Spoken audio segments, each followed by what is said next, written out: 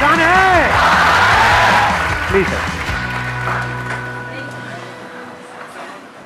तो इस सेशन को मैं शुरू करता हूं एक बहुत इंपॉर्टेंट एक बात जो हमको समझनी होगी इस सेशन को आगे बढ़ाने से पहले। हमारा जो भी एजुकेशन सिस्टम है या जो भी बचपन से आज तक हमारी कंडीशनिंग हुई है, वो पूरा फोकस सिर्फ एक ही चीज के ऊपर है, वो है कि पैसा कमाओ। सब एग्री करते हैं इस बात से? तो पैसा कमाने पे तो सबका फोकस है, लेकिन कुछ ऐसा है जो इससे बहुत इंपॉर्टेंट है, उस पर किसी का फोकस नहीं है। पैसा कमाने से भी ज्यादा जो इंपॉर्टेंट है वो है कि आपने कितना पैसा बचाया। इंपॉर्टेंट है नहीं है लॉन्ग टर्म में। सपोजिंगली आपने 50,000 रुपए महीने का कमा तो लिया, लेकिन आपके खर्चे हैं 55,000 रुपए के, क्या करोगे? तो कितना आपने कमाया उससे ज्यादा इंपॉर्टेंट है आपने कितना बचाया। कितना बचाया इससे भी ज्यादा इंपॉर्टेंट है कि जो बचाया उसको किस तरीके से इन्वेस्ट किया। ये कितने लोग समझ पा रहे हैं इस बात को? बट ये हमको कहीं नहीं सिखाया जाता है। स्कूल्स में, कॉलेजेस में, घर पे भी इसकी इतनी बात नहीं होती है कि पैसे को इन्वेस्ट कैसे करना है, स्मार्टली कैसे इन्वेस्ट करना है। क्योंकि अगर आपको स्मार्टली इन्वेस्ट करना आता है और आप मान लो महीने का, मैं बहुत बड़ी बात नहीं करता, 2-3 हज़ार रुपए भी इन्वेस्ट करते रहते हो अभी से, इस एज ग्रुप से, which is around 25 years 30 years, तो आने वाले 20 साल बाद, 30 साल बाद पता है आपके अकाउंट में कितना पैसा हो सकता है अगर स्मार्टली इन्वेस्ट करते हो तो? करोड़ों रुपए हो सकते हैं। तो this topic today is extremely important, चाहे आप मेल हो चाहे फीमेल हो। और जरूरी नहीं है ये उन्हीं लोगों के लिए है जिनकी एज ग्रुप 25 साल है, 30 साल है, 35 साल है, क्योंकि इन बातों को सीखना एक्चुअल में जरूरी है at age young of age as possible. यानी अगर आपकी एज 18-19 साल, 20 साल भी है, जो लोग कैमरे पे देख रहे हैं उनको मैं बोलता हूँ, जो वीडियो में देख रहे हैं, कि अगर आपकी एज 18-19 साल है, 20 साल है, तब भी आपके लिए सेशन बहुत इंपॉर्टेंट है, इनफैक्ट ज्यादा इंपॉर्टेंट है। और मेरे को आइडिया कहाँ से आया ये सेशन करने का? मेरे एक फ्रेंड है, मेरी वैसे उनसे बातचीत हो रही, उन्होंने मेरे से पूछा कि यार मेरे पास में कुछ फंड पड़ा हुआ है, मुझे क्या करना चाहिए, उसको कहाँ इन्वेस्ट करना चाहिए, कुछ आइडियाज हैं आपके पास? नहीं, उन्होंने मुझसे पूछा, आप क्यों बीच में टांग अड़ा रहे हो? सीधा ही म्यूचुअल फंड है। तो उन्होंने मेरे से पूछा, तो मैंने ये नहीं कहा जो इन्होंने कहा, मैंने सबसे पहले उनसे ये पूछा, मैंने कहा आपने क्या किया हुआ इस पैसे का और कितना पैसा आपने जोड़ा हुआ है? उन्होंने बताया मेरे अकाउंट में अराउंड 4-5 लाख रुपए पड़ा हुआ है। मैंने कहा अकाउंट में मतलब? कहते सेविंग्स अकाउंट में। And it's a huge blunder. और आप में से भी बहुत सारे लोगों के अकाउंट में पैसा पड़ा हुआ, कितने ऐसे हैं यहां पर? सेविंग अकाउंट में इंटरेस्ट कितना है पता है? 3%, 3.5%। इन्फ्लेशन कितनी है? इन्फ्लेशन पता है ना हम सबको क्या है? मान लो आज हम पेट्रोल खरीदते हैं, कितने का है पेट्रोल? कितने रुपए लीटर है? 73। ये आज से 20 साल पहले कितने का था? 20-25 रुपए का। तो 25 रुपए से बढ़ करके आज कहां हो गया है? 73 पे पहुंच गया, तो ऑलमोस्ट 3 गुना बढ़ गया है। तो अगर वो पैसा आपके सेविंग अकाउंट में पड़ा होता तो क्या वो 3 गुना बढ़ जाता? तो आप लॉस में हो। समझ गए? इन्फ्लेशन का जो रेट है अप्रॉक्सीमेटली आप कह सकते हो 6% के आसपास मान लेते हैं, वो वेरी करता रहता है। बट अगर 6% इन्फ्लेशन है और 3% आप अर्न कर रहे हो उस पैसे पे, तो आप कमा नहीं रहे हो, आप गंवा रहे हो, क्योंकि उस पैसे की वैल्यू कम होती चली जा रही है और आप खुश हो रहे हो कि मैं पैसा जोड़ रहा हूं। आप जोड़ नहीं रहे हो, आप बेवकूफी कर रहे हो। तो इस तरह की कुछ चीजें हैं जो हमको सीखनी बहुत जरूरी है। और जैसे मैंने उनको ये बात बोली तो it was a surprise for him. मैंने कहा ये पैसा सेविंग्स में क्यों पड़ा है, इसकी एफडी क्यों नहीं कराई? क्योंकि एफडी में एटलीस्ट 7% इंटरेस्ट है। कहता मैंने कभी सोचा ही नहीं ऐसे, मेरे को किसी ने बताया ही नहीं इसके बारे में, कभी सिखाया ही नहीं। और ये कोई छोटी प्रॉब्लम नहीं, बहुत बड़ी प्रॉब्लम है। मैंने कुछ कैलकुलेशंस करी, फिर उनको मैंने बताया, मैंने कहा अगर सिर्फ इतना सा स्टेप हमने उठा लिया ना, इतना सा जो कुछ भी नहीं है, कुछ घंटे का है, कि जो सेविंग में पड़ा है उसकी एफडी करानी है। एफडी भी अलग अलग ड्यूरेशन की करा दी। कुछ जो हमको पता है कि अभी इमीडिएटली काम नहीं आना है, उसकी मान लो 3 साल की करा दी। कुछ लगता है इमीडिएटली काम आना है तो 6 महीने की एफडी करा दी। अगर इतना सा भी हमने स्टेप उठा लिया तो अगले आने वाले 20 साल बाद कितने का फर्क पड़ जाएगा? Any idea? लाखों रुपए का फर्क पड़ेगा, कम से कम 20 लाख रुपए का फर्क पड़ेगा आने वाले 20 से 25 साल में। तो मैंने कहा वो जब 20-25 लाख आएंगे, अब ये करोगे तो हो ही आप, जो मैंने बताया है, तो उसमें से कुछ थोड़ा इधर भी दे देना भाई। आपने कितना पैसा कमाया उससे इंपॉर्टेंट क्या है? कितना बचाया। अब पैसे को बचाते कैसे हैं? पैसे को बचाना मतलब हम क्या समझते हैं? खर्चे कम करो, बस ये तो हमको समझ आता है कि सब्जी वाले से लड़ते रहो, रिक्शे वाला 10 रुपए नहीं भैया 8 रुपए ही दूंगी मैं, तो बचा लो 2 रुपए। इसकी मैं बात नहीं कर रहा हूं, मैं बात कर रहा हूं थोड़ी बड़ी गेम की, जहां पे हम कुछ बेवकूफ़ों वाले स्टेप्स उठाते हैं और अपना करोड़ों का नुकसान कर बैठते हैं। मैं 2-3 रुपए की, 5 रुपए की बात नहीं कर रहा हूं। जो आज देखने में हजारों लग रहे हैं वो आने वाले टाइम की करोड़ों हैं। याद रखना मेरी इस बात को। हजारों लाखों बन जाते हैं कुछ साल बाद और लाखों करोड़ों बन जाते हैं कुछ साल बाद, अगर हमने स्मार्टली इन्वेस्ट किया तो। अब बताता हूं आपको एक बहुत बड़ी गलती जो हम सब कर रहे हैं। आप में से कितनों ने इंश्योरेंस कराई हुई है? कौन सी इंश्योरेंस कराई हुई है? कितनों ने एंडोमेंट वाली कराई हुई है? कितनों को तो, एक मिनट, जिन्होंने इंश्योरेंस कराई हुई है कितनों को पता ही नहीं उन्होंने कौन सी कराई हुई है? करो, हाथ ऊपर करो। अरे वाह, वाह जी वाह। कितने हैं जिन्होंने एंडोमेंट कराई हुई है? एंडोमेंट पता है क्या होती है? कि आपने हर साल का इतना एक एक्स अमाउंट दिया, मानो 20-30 हज़ार रुपए दिया, और 10 साल बाद, 20 साल बाद आपको इतने लाख रुपए मिल जाएगा। उसको एंडोमेंट बोलते हैं। वही कराई इसमें, हाँ वही कराई है सर।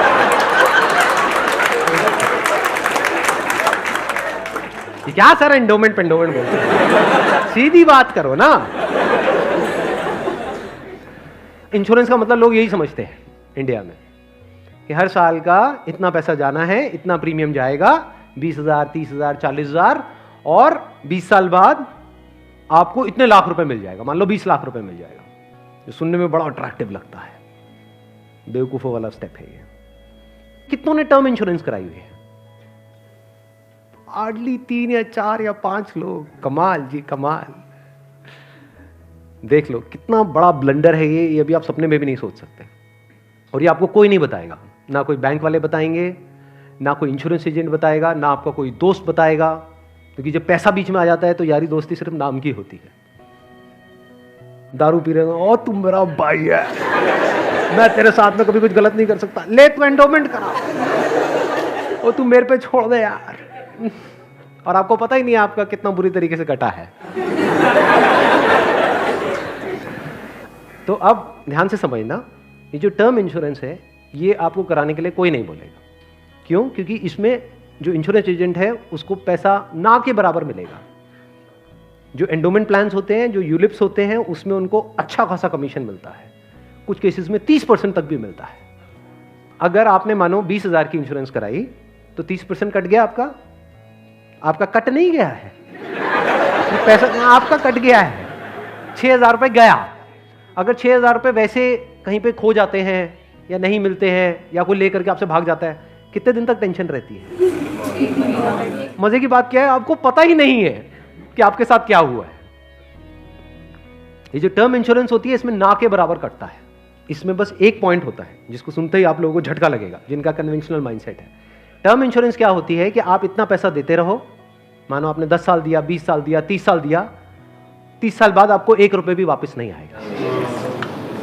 ओ सर, ये क्या सर, वापस नहीं आएगा तो फायदा क्या है? इंश्योरेंस किस लिए होती है? किस लिए होती है? कि कल को आपको कुछ हो जाए।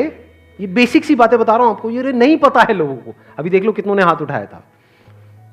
बेसिक सी बात समझो, इंश्योरेंस का जो मतलब होता है वो होता है कि अगर आपको कुछ हो गया तो आपकी फैमिली को इतना पैसा मिल जाए कि उनको टेंशन ना हो। मान लो आप अर्निंग मेंबर हो फैमिली में, आप महीने का मान लो 30,000 कमा रहे हो, 40,000 कमा रहे हो, तो इंश्योरेंस का मतलब क्या है कि अगर आपको कुछ हो जाए तो आपकी फैमिली को इतना पैसा मिलना चाहिए कि उनके पास 40-50 हज़ार रुपये आता रहे। ये जो पॉलिसीज होती हैं, एंडोमेंट, यूलिप और ये सब जितनी भी होती हैं, इसमें कवर बहुत कम होता है। कवर का मतलब समझते हैं हम? कवर मतलब लाइफ कवर, जितने की कवरेज हुई है। कि अगर आप मानो 50,000 का प्रीमियम दोगे तो आपको कवरेज मिलेगी, अलग अलग प्लान में अलग अलग होती है, मान लो 10 से 20 लाख रुपए की। मान लो अगर आपको 20 लाख रुपए मिल भी गया आपकी फैमिली को आपके जाने के बाद में, अगर आप साल का 50,000 दे रहे हो तो इसका मतलब अच्छा खासा कमा रहे हो, मान लो लाख रुपए महीने का कमा रहे हो, तो क्या उस 20 लाख रुपए में आपकी सारी जो भी फैमिली की प्रॉब्लम्स है वो सारी सॉल्व हो जाएगी? तो करा क्यों रहे हो ऐसी इंश्योरेंस? बस लालच, कितने साल बाद इतना पैसा मिलेगा? 20 लाख को अगर आपकी फैमिली आपके जाने के बाद में बैंक में रखती है, वहां से कितना इंटरेस्ट आएगा? मान लो 7% भी आ जाता है। 7% कितना होता है? 1,40,000, 20 लाख पे महीने का कितना हुआ? 12,000 रुपये महीना। चलो 1 लाख भी हटा देते हैं। अगर आपकी सैलरी 50,000 थी तो क्या 12,000 रुपये महीना बहुत है आपके लिए, आपकी वाइफ के लिए, आपके बच्चों के लिए, आपके मदर फादर के लिए, सबके लिए बहुत है? बिल्कुल। तो फिर ऐसी इंश्योरेंस हम क्यों कराते हैं? क्योंकि हम इन चीजों में कभी दिमाग ही नहीं लगाते हैं। कोई और हमारे लिए दिमाग लगा रहा होता है, कोई एजेंट या फिर बैंक वाले फोर्स कर रहे होते हैं। आजकल ये नया ट्रेंड चल गया है कि आपके बैंक अकाउंट में थोड़ा सा भी पैसा पड़ा होगा तो बैंक से फोन आ जाएगा। हो रहा है ऐसा है? नहीं हो रहा है कि क्यों रखा हुआ है, ये करा लो ना, वो करा लो ना। अब वो क्या करवाने को बोलेंगे आपको, जिसमें आपका फायदा है, जिसमें उनका फायदा है। इस बेसिक सी चीज को समझ लो। तो टर्म इंश्योरेंस के लिए आपको कोई नहीं बोलने वाला। उल्टा अगर आप बोलोगे तो वो लोग मना ही करेंगे, आपको कहेंगे इसमें मिलना तो है नहीं, फायदा क्या है। अब टर्म इंश्योरेंस का फायदा समझो। यहां पे आपने एंडोमेंट में, यूलिप में कितना दिया? 50,000 साल का, और मिला कितना? कवर कितने का है? 20 लाख का मैक्सिमम।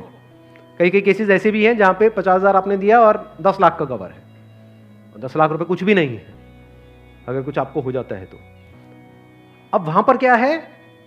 10,000 रुपए आप देते हो साल का, और कवर कितना है? 1 crore. 1 crore approximately, depends upon the as.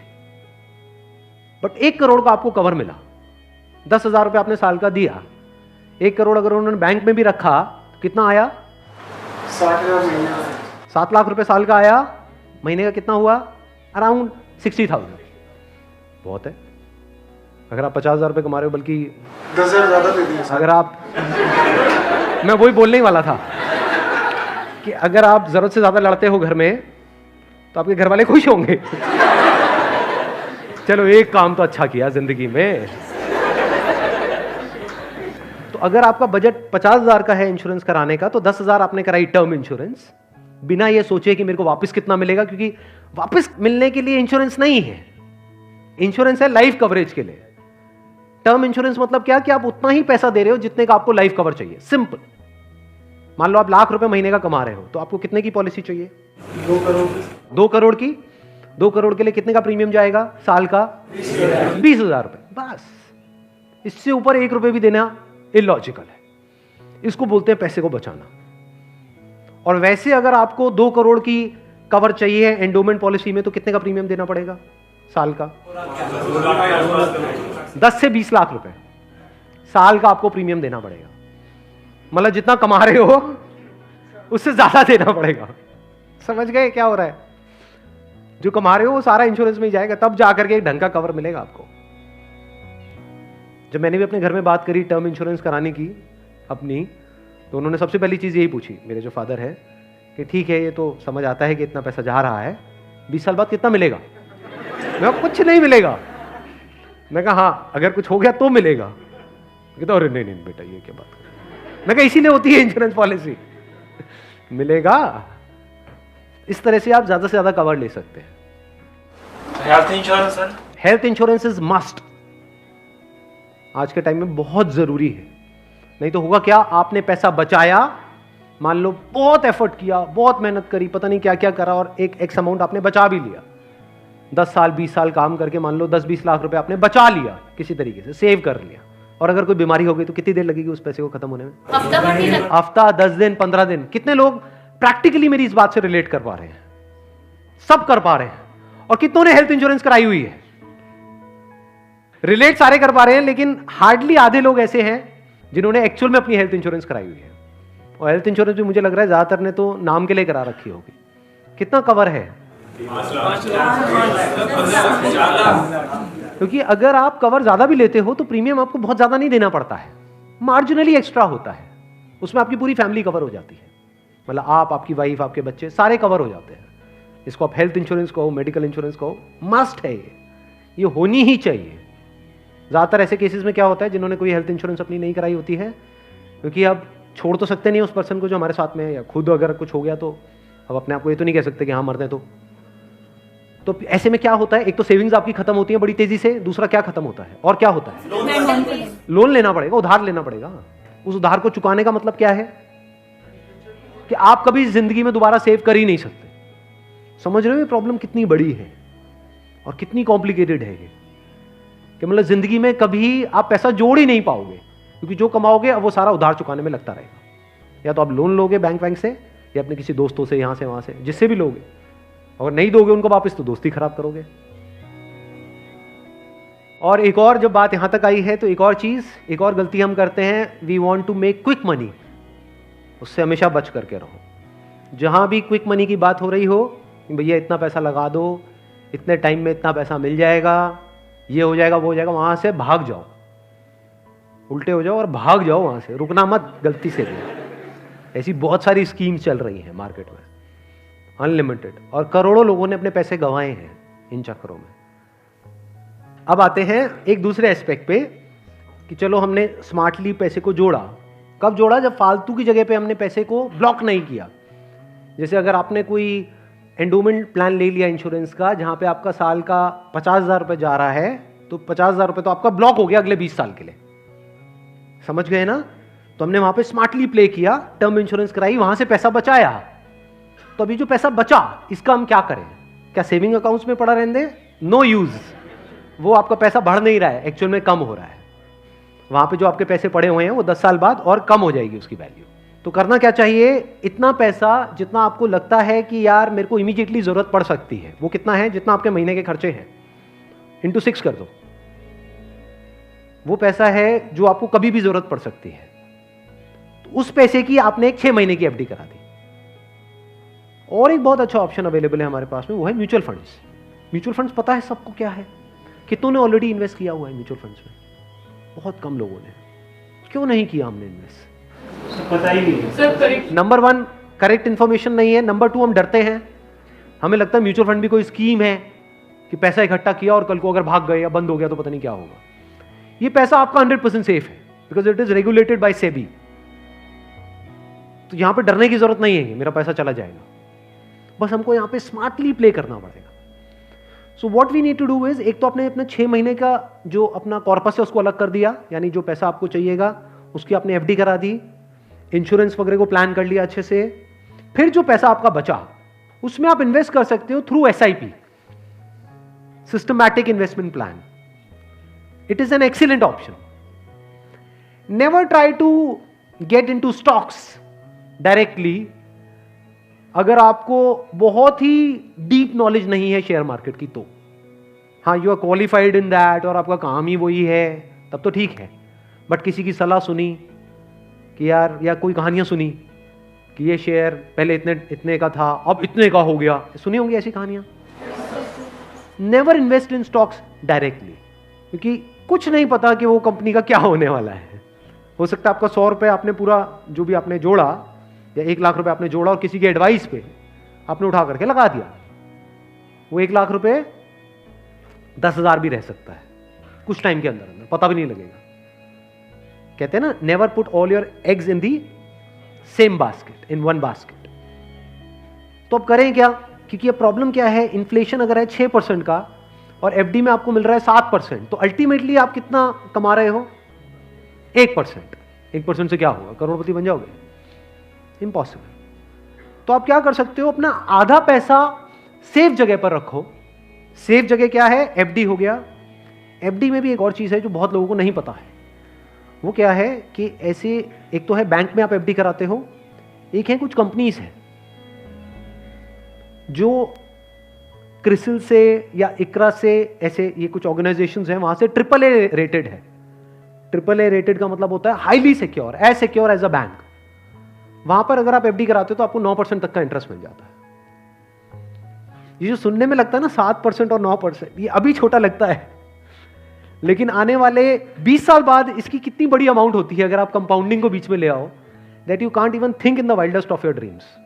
Compounding कितने लोगों को पता है? बहुत कम को। देखो, कंपाउंडिंग मतलब होता है जो हमको इंटरेस्ट मिलता है हमारे पैसे पे, जहां भी हम इन्वेस्ट करते हैं उस इंटरेस्ट पे भी तो इंटरेस्ट मिलता है ना। मान लो आपने 100 रुपए इन्वेस्ट किया, 1 साल बाद 20% की रिटर्न आई, तो अगले साल 120 पे 20% मिलेगा। कितना हो गया? 144।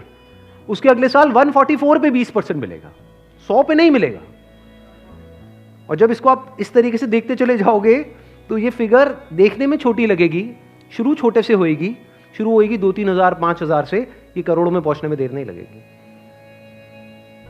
मतलब हर महीने का मैं कंजर्वेटिव भी पकड़ता हूं, अगर 2-3 हजार रुपए भी हम सेव करते हैं, उसको स्मार्टली इन्वेस्ट करते हैं, इतना सा सीख जाते हैं, तो बहुत बड़ा डिफरेंस आ जाएगा हमारी लाइफ में आने वाले कुछ साल बाद। Huge difference. तो आपको दिमाग ये लगाना है कि लॉन्ग टर्म में बेस्ट पॉसिबल ऑप्शंस क्या क्या अवेलेबल है। जैसे आप में से कितने हैं जो मैरिड हैं और जिनकी कोई डॉटर है? तो एक गवर्नमेंट की तरफ से एक स्कीम है सुकन्या योजना करके, सुना है इसके बारे में? That is an excellent investment option.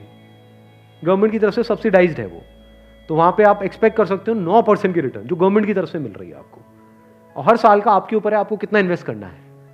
Highest limit 1.5 lakh की है, बट आपके ऊपर है। किसी साल में आपने 10,000 कर दिया, कभी 20,000 कर दिया, ऐसे आप करते रहे over a period of next 15-20 years. उसके बाद में एक बहुत बड़ा कॉर्पस उसको मिलेगा अपने एजुकेशन के लिए या किसी भी चीज के लिए, फ्यूचर के लिए। इसको बोलते हैं स्मार्ट इन्वेस्टमेंट। पैसे से पैसा कैसे कमाना है, ये एक बहुत बड़ी आर्ट है, क्योंकि ये जिसको आती है और अगर उसकी कमाई कम भी है तब भी वो आने वाले 20-30 साल बाद बिल्कुल ऐसा है जैसे कछुआ और खरगोश की कहानी। इमीडिएटली नहीं, मान लो कोई बंदा है 50,000 रुपए कमा रहा है लेकिन वो स्मार्टली इन्वेस्ट कर रहा है। दूसरी तरफ से कोई बंदा है जो 1 लाख रुपए महीने का कमा रहा है, लेकिन ना तो ढंग से पैसा बचा रहा है ना समझदारी से इन्वेस्ट कर रहा है। तो आने वाले 20-30 साल बाद ये जो 50,000 वाला है ये उससे बहुत आगे होगा, ये करोड़ों में होगा, और उस बंदे के हाथ में कुछ भी नहीं होगा। वो हो सकता है डेट में होगा, मतलब उसके ऊपर कर्जा होगा, और ये बंदा ऐसा होगा जो कर्जा देने लायक पोजीशन में होगा। ऐसा भी हो सकता है, ये अगर हम बेसिक से फंडों को समझते चले जाएं तो अब ध्यान से समझना। अब यहां पर हम कहां तक पहुंच गए थे? SIP is an excellent option. SIP का मतलब होता है कि आपने अपना एक अमाउंट फिक्स कर लिया, हर महीने का इतना अमाउंट तो एसआईपी में देना ही देना है म्यूचुअल फंड में। अब म्यूचुअल फंड कैसे चूज करें? हजारों म्यूचुअल फंड है। लार्ज कैप इक्विटी फंड को पकड़ो, वो भी कुछ वेबसाइट्स है जैसे मनी कंट्रोल है, वैल्यू रिसर्च है, वहां पर जाकर के देखो उन फंड्स की रेटिंग कम से कम 4 से 5 स्टार होनी चाहिए। कोई ऐसा फंड है उसकी 1 या 2 स्टार की रेटिंग है, मत करो उसमें, बल्कि ऐसा फंड होना चाहिए जो हर वेबसाइट पे 4 या 5 स्टार की रेटिंग हो। अब आपने क्या किया कि हर महीने का अपना एक अमाउंट फिक्स कर लिया, दैट कुड बी एनीथिंग, 1,000 रुपए, 2,000 रुपए, 3,000 रुपए, 4,000, 5,000, what ever that amount is. SIP के थ्रू ऑटोमेटिकली इतना अमाउंट आपके अकाउंट से डेबिट होता चला जाएगा over a period of next 10 years, 20 years, 30 years. अभी स्मार्ट इन्वेस्टमेंट क्यों है? एक तरफ से मैं इंश्योरेंस के लिए मना कर रहा था, इसके लिए स्मार्ट क्यों है? क्योंकि यहां पे आपका पैसा नहीं कट रहा है, जो पैसा आप लगा रहे हो पूरा का पूरा इन्वेस्ट हो रहा है। इसमें भी 2 ऑप्शन है, एक आप ब्रोकर के थ्रू जा सकते हो, एक है डायरेक्ट जा सकते हो। तो वहां पे आपका 1% और बच जाएगा। मान लो टोटल 1.5% कटना था हर साल का, तो अब कितना कटेगा? सिर्फ 0.5%। अभी 1% सुनने में छोटा लगता है, but over a period of 20-30 years ये लाखों रुपए का होता है। मतलब डिसीजन लेने में कुछ मिनट्स लगते हैं इन बातों को समझने में, लेकिन आने वाले टाइम में यही फर्क होगा कि आपके अकाउंट में लाखों है, करोड़ों है, क्या है। अच्छा, म्यूचुअल फंड क्यों और स्टॉक्स क्यों नहीं? क्योंकि स्टॉक्स में आप 1 या 2 या 4 में इन्वेस्ट कर रहे हो, म्यूचुअल फंड जो है वो डिवाइड कर देते हैं। वो मान लो 50 में उन्होंने इन्वेस्ट कर दिया, तो अब अगर उसमें से एक कंपनी बंद भी हो गई तब भी प्रोपोर्शनेटली जो आपने इन्वेस्टमेंट करी है उसमें उसका परसेंटेज क्या था? मान लो 2%, तो आपको 100 रुपए 98 रह गया, बस इतना ही हुआ। अब मार्केट में सबसे बड़ा डर लोगों को यह होता है जो म्यूचुअल फंड में नहीं इन्वेस्ट करते हैं कि कल को नीचे आ गया तो क्या होगा, क्योंकि नीचे आने की कोई लिमिट नहीं है। एफडी में यह है कि नीचे नहीं आएगा, इंटरेस्ट कम हो सकता है, नीचे नहीं आएगा। तो म्यूचुअल फंड में लोग नीचे आने के नाम से डरते हैं, ऊपर जाने में कोई डर नहीं है। अगर गारंटी मिल जाए कि भैया साल का इतना % तो आना ही आना है और आता ही रहेगा जिंदगी भर, तो कोई डर ही नहीं है, फिर तो सारे लगा देंगे। बट कोई गारंटी नहीं है ना, और नीचे भी जा सकता है। तो अगर कुछ ऐसा हो जाए कि अगर म्यूचुअल फंड नीचे भी जाए तब भी आपका फायदा हो जाए, तो प्रॉब्लम सॉल्व हो गई ना। ये मेरी अपनी स्ट्रैटेजी है, ये कोई किसी बुक में नहीं है या कोई थ्योरी नहीं है, ये मेरी अपनी स्ट्रैटेजी है, वो मैं आप लोगों के साथ में शेयर कर रहा हूँ। आपको क्या करना है? मोटा मोटा स्टॉक मार्केट को ट्रैक करना है, हफ्ते में एक दिन देख लो कि अभी कितने पे चल रहा है। मान लो एक पीक है, पीक अभी मान लो 40,000 है, अभी मार्केट चल रहा है अराउंड कितना? 37 के अराउंड चल रहा है। तो मेरी स्ट्रैटेजी क्या है? जैसे ही मार्केट 20% से नीचे गिर जाए कि मार्केट की ये पीक है, मान लो 40,000 है, अब मार्केट 30,000 पे आ गया है, तो आपने क्या किया? पहले इन्वेस्ट किया हुआ था एसआईपी में, लार्ज कैप्स में, आप इमीडिएटली जैसे ही मार्केट 30 पे आई आप स्विच कर गए मिड कैप में, not even in small cap, mid cap. अब ऐसा क्यों किया? क्योंकि जब मार्केट 20% टूटेगा, सेंसेक्स का मतलब लार्ज कैप्स जो बड़ी कंपनीज हैं, जब मार्केट 20% टूटेगा यानी बड़ी कंपनीज के जो शेयर्स हैं वो 20% से टूटेंगे, तो जो छोटी कंपनीज हैं उनके शेयर्स 50 से 60%, 70% तक टूट जाएंगे। तो जब वो 60% टूटा तो 100 की चीज आपको कितने में मिल गई? 50 में या 40 में। तो जब मार्केट नीचे भी गया तो आपका फायदा हो रहा है। ये स्ट्रैटेजी समझ आ गई? वापस से जैसे ही मार्केट जो भी लास्ट उसकी पीक थी, मान लो 40,000, उससे 20% ऊपर गया तो मिड कैप से आप स्विच कर गए वापस से लार्ज कैप में। ये स्ट्रैटेजी जो है ये मैंने सीखी है वॉरेन बफे से। उनका जो बेसिक सा फंडा है, मतलब अगर एक लाइन के अंदर बोला जाए, वो क्या है कि जब मार्केट बहुत ज्यादा ग्रीडी हो तो डरो, और जब मार्केट डरा हुआ है तो ग्रीडी हो जाओ। बेसिक सा फंडा है। मतलब जब सब डरे हुए हैं तो थोड़े से लालची हो जाओ, और जब सब लालची हो रहे हैं, मतलब मार्केट ऊपर भाग रहा है, तो डरने लग जाओ। तो लार्ज कैप में डर कम है, मिड कैप में डर ज्यादा है। तो जैसे ही मार्केट नीचे जाएगा मिड कैप को सब छोड़ देंगे, उस वक्त आप उसको पकड़ लोगे। तो अब चाहे मार्केट ऊपर उठे तब भी आपका फायदा है, नीचे गिरे तब भी आपका फायदा है। आप वेट कर रहे हो, मैं आज एक्चुअल में वेट कर रहा हूं। लोग हैं डरते हैं, जो म्यूचुअल फंड में इन्वेस्ट करते हैं, स्टॉक्स में इन्वेस्ट करते हैं, लोग डरते हैं कि मार्केट नीचे ना आ जाए, मार्केट ऊपर। मैं वेट कर रहा हूं, जाए तो सही नीचे। समझ गए? क्योंकि लार्ज कैप टूटेगा 20%, तो मिड कैप टूट जाएगा 60%। तो मेरा 100 रुपए लगा हुआ था तो 80 रह जाएगा, उस 80 को उठा करके मैं मिड कैप में डाल दूंगा, फिर आराम से बैठ जाऊंगा कुछ सालों के लिए। जैसे ही मार्केट ऊपर जाएगा, मतलब लोग लालच से तड़प रहे हैं, तब जैसे ही 20% ऊपर गया, मान लो 48,000 पे गया, मिड कैप से हट करके मैं आ जाऊंगा लार्ज कैप में, वापस से सेफ हो गया। अब जो नया पीक बन गया वो क्या बन गया? 48,000। आज की रेट में क्या है? 40,000। अब 48,000 पे 2020 चलेगा। आ गया गेम समझ में? तो यहां से आप पीसफुल हो, नहीं तो लोग डरे ही रहते हैं, म्यूचुअल फंड के नाम से डरते हैं। क्यों डरते हैं? अरे कम हो रहा है, कम हो रहा है, कम हो रहा है। कम हो रहा है तो बढ़िया है, तब भी आपका फायदा है, और बढ़ रहा है तो फायदा है ही है।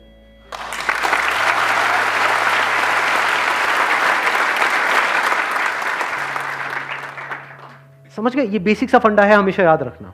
मतलब मासिस की जो साइकी है उससे आप कुछ अलग करोगे तभी आपके साथ कुछ अलग होगा, नहीं तो पूरी मार्केट रो रही होगी, आप भी बैठ करके रो रहे होंगे। अरे टूट गया, टूट गया, टूट गया, टूट गया, अरे गिर गया, गिर गया, गिर गया, गिर गया, मैं बर्बाद हो गया, मैं बर्बाद। बर्बादी में भी आपका जश्न होगा अगर इस तरह से आप समझ पा रहे हो तो। Thank you so much.